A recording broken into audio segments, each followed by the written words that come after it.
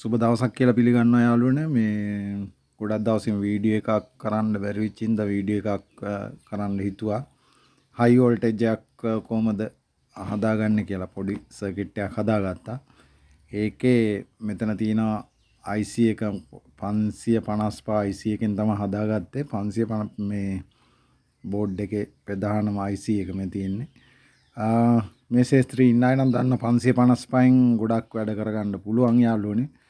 ඒ හින්දා 555 අරගත්තා. අනිත් ඒවා ටික මම මේක දැන් මේ හදාගෙන චෙක් කරගෙන යන ගමන් ඉන්නේ හින්දා මේකේ ගොඩක් විස්තරයක් නම් දාන්නේ නැහැ දැම්ම. මොකද තාම මේක වැඩ තියෙන නිසා.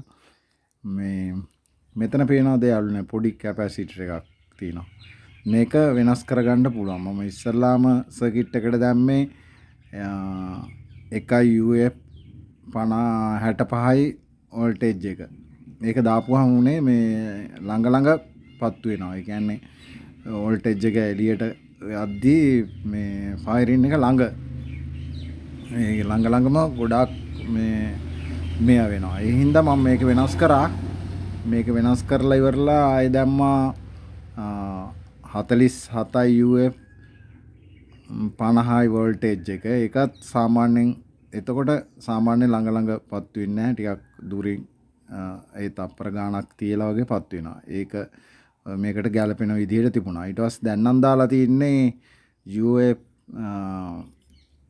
10යි 50යි වෝල්ටේජ් එක. ඒකත් සාමාන්‍ය මේ හොඳට වැඩ කරනවා. ඒ කියන්නේ මෙතන මේක වෙනස් කරලා අපිට බලන්න පුළුවන්. මේකෙන් තමයි අර පත්තු වෙද්දී ළඟ දුර ටයිමින් සෙට් වෙන්නේ මේ පොඩි කැපැසිටර් එකෙන්. ඒක තියෙනවා මේ මෙතන මොස්පෙට් එකක් දාලා තියෙනවා යාළුවනේ. ඒක ඔක්කොම සර්කිට් බෝඩ් එක ගැන මම හැඳින්වීමක් කරන්නම්. මේ ඔක්කොම ටික හදලා ඉවරලා ඊට පස්සේ මම කොයිල් එකක් නම් ඔතා ගත්තේ නැහැ. මේ තියෙන්නේ ට්‍රී වීල් එක ඉග්නිෂන් කොයිල් එක. මේ ඉග්නිෂන් කොයිල් 4-5ක් ඔය අයින් කරපුවා දුන්නා මේ ගෑරේජ් එකකින්. ඒක අරගෙන ආවා. ඒකේ 2-3 චෙක් කරගද්දි මෙන්න මේක සාමාන්‍ය විදිහට වැඩ කරන එකක්. ඒගොල්ලෝ අයින් කරපු එකක්. ඒ හින්දා මේක නම් මම වැඩේට ගන්නෑ. මට ඕන කරලා තිබුණේ සර්කිට් බෝඩ් එක චෙක් කරගන්න හින්දා. ඉග්නිෂන් කොයිල් වලට වැඩ කරනවා. ඔය එතකොට කාර් වල තියෙන ඉග්නිෂන් කොයිල් තියෙන පෙට්‍රල් වාහන වල ඒකටත් මේක වැඩ කරනවා මේ සර්කිට් එක. ඊට පස්සේ යාළුවනේ මේක මේ තියෙන්නේ ධන ලයින් එක මේකේ බෝඩ් එකේ ධන ලයින් එක මම මෙතෙන්ට දුන්නා. ඊට පස්සේ බොඩියට තමා රින දීලා තියෙන්නේ. මෙතන පේනවද? මේ තියෙන යාළුවනේ. මේක තමා රින දෙන්නේ.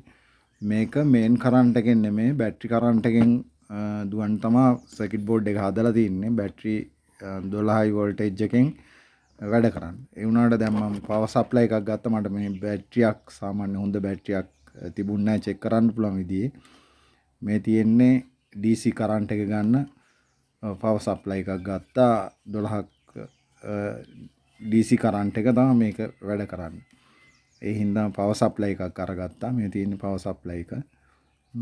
අපි බලමු යාළුවනේ කොහමද සර්කිට් එක වැඩ කරන්න කියලා. හොඳයි යාළුවනේ මම මේ සර්කිට් එක මේ කොහමද පවර් දුන්නා.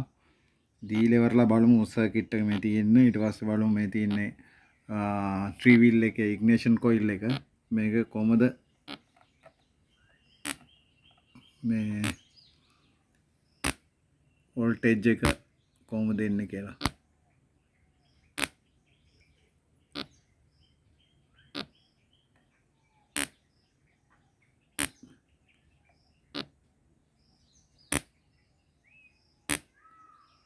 මේක අඬුවකින් තමයි අල්ලලා කරන්න ඕනේ. නැත්නම් යාළුවනේ කරන්ට් එක වදිනවා.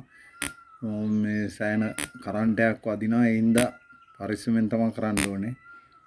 මොකද හයි වෝල්ටේජ් එකක් මොකට පරිස්සමෙන් තමයි කරන්න ඕනේ. මම දැන් වීඩියෝ කරද්දී එක සැරයක් විතර නම් වැදුනා.